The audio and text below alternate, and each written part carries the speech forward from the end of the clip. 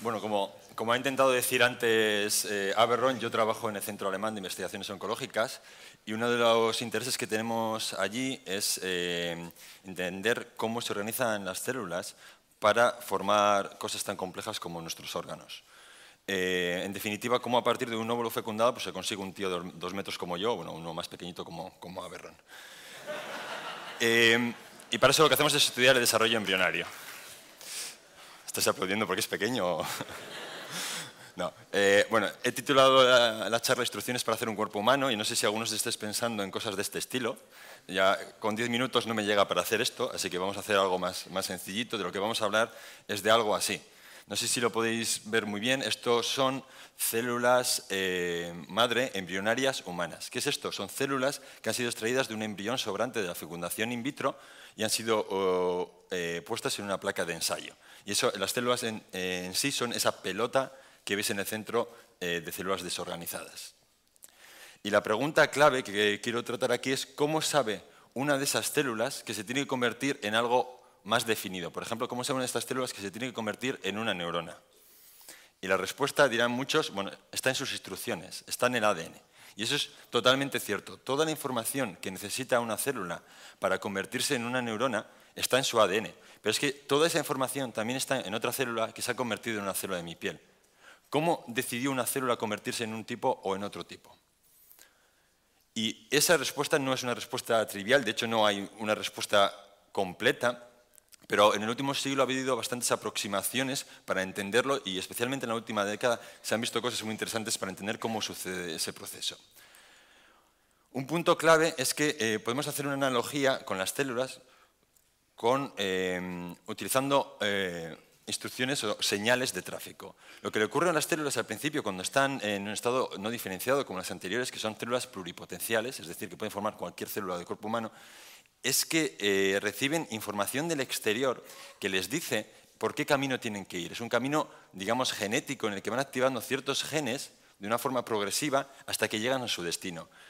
Y lo que pasa al principio es muy interesante, es que un grupo de células, por ejemplo, las que estarían formando el encéfalo o la epidermis, van en una dirección que es muy contraria a la dirección que siguen otras células que formarán luego el pulmón o el páncreas. Estas direcciones genéticas en el sentido de que expresan genes muy específicos, son tan separadas que hasta hace muy pocos años, hace menos de una década, que sabemos cómo convertir las células de un tipo en células de otro tipo. Y lo que va ocurriendo durante este viaje es que cada vez la información es más precisa. Es como si al principio os dijeran un país, luego una ciudad, luego un barrio, y las células van siguiendo ese viaje hasta que llegan al final a su destino, que podría ser, en nuestro ejemplo, convertirse en una neurona. ¿De dónde vienen estas señales? Bueno, imaginaros una célula no diferenciada en el centro de este grupo que os había enseñado antes, en esa pelota de células pluripotenciales. Si estaría sola no sabría muy bien qué hacer, no tiene señales del exterior y lo que probablemente ocurriría con esta célula es que se autodestruiría. Pero lo que ocurre en realidad es que tiene otras células alrededor que se comunican con ella mediante diferentes mecanismos. Uno de ellos son señales moleculares que se distribuyen a corta distancia, como en este caso, o a más larga distancia. Y lo que ocurre es que estas señales le permiten a esta célula saber dónde está. Es como un GPS. Y esta célula sabe que está en un sitio y, por tanto, entiende que en ese sitio debe activar un programa genético específico de esa zona, que podría ser, pues en el caso que os estaba contando antes, un programa específico de ser una neurona. Claro, esto es una simplificación muy grande, en realidad es mucho más complejo y os tenéis que imaginar que lo que le ocurre con las células es que están sumergidas en un ruido incesante de señales de las que tienen que coger básicamente una, la que suene más fuerte y que le diga en qué tienen que convertirse.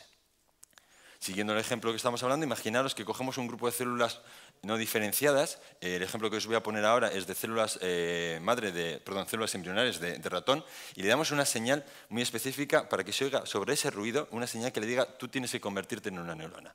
Y el resultado, el resultado al cabo de unos días, no sé si lo podéis ver muy bien, es una red neuronal. Aquí en rojo tenéis teñido las conexiones, los axones de las neuronas, y en azul tenéis el ADN empaquetado en cada uno de los núcleos de esas neuronas.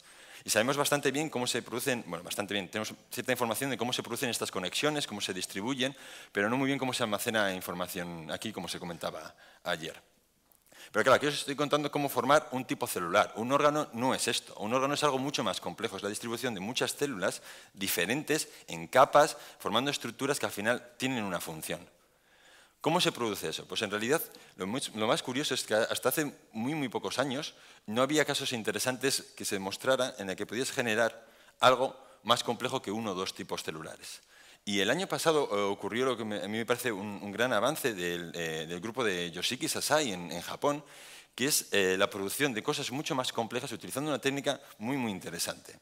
Lo que hace este grupo es coger esa pelota de células no diferenciadas que os estaba contando antes, pero no coge una, coge miles y las distribuye en diferentes condiciones. Y lo que hace es darle diferentes combinaciones de estas señales químicas, de estas direcciones que os estaba contando, hasta que encuentran una combinación que produce el efecto que desean, que es la producción de un órgano, por ejemplo.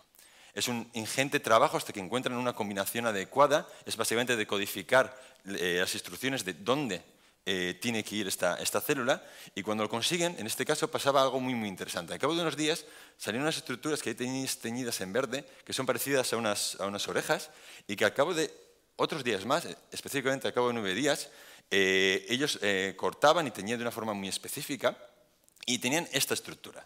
Esta estructura, igual que en el caso anterior, tiene en azul teñido el ADN de cada una de sus células, hay miles aquí, y en rojo tiene teñido un tipo celular muy específico. Pero antes de decir qué tipo celular es ese, ¿alguien en la sala me puede decir qué estructura de nuestro cuerpo humano es esa?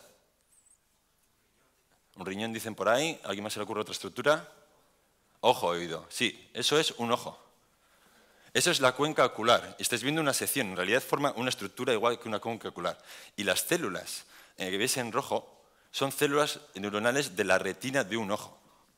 Pero no solo eso, estos investigadores demostraron que no solo se formaba una estructura igual que un ojo o que tenía células de la retina, es que muchas de las células de las capas interiores y exteriores son las células que específicamente encontramos en una retina y que posteriormente podían cortar y poner en un cultivo e intentar madurar mucho mejor. De una forma que existía una forma plausible de generar una retina muy compleja, que tiene muchísimas capas y que en un futuro podría servir pues, para trasplantar.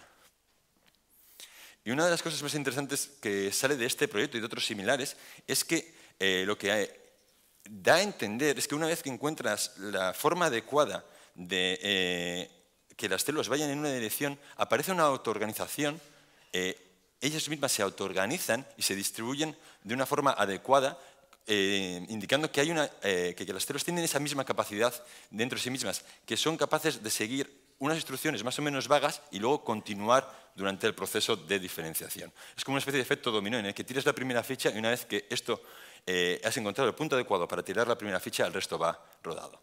Como si esto será así para todos los órganos o todas las regiones celulares, perdón, todas las regiones, todos los tejidos, no está claro, pero bueno, es una idea muy prometedora.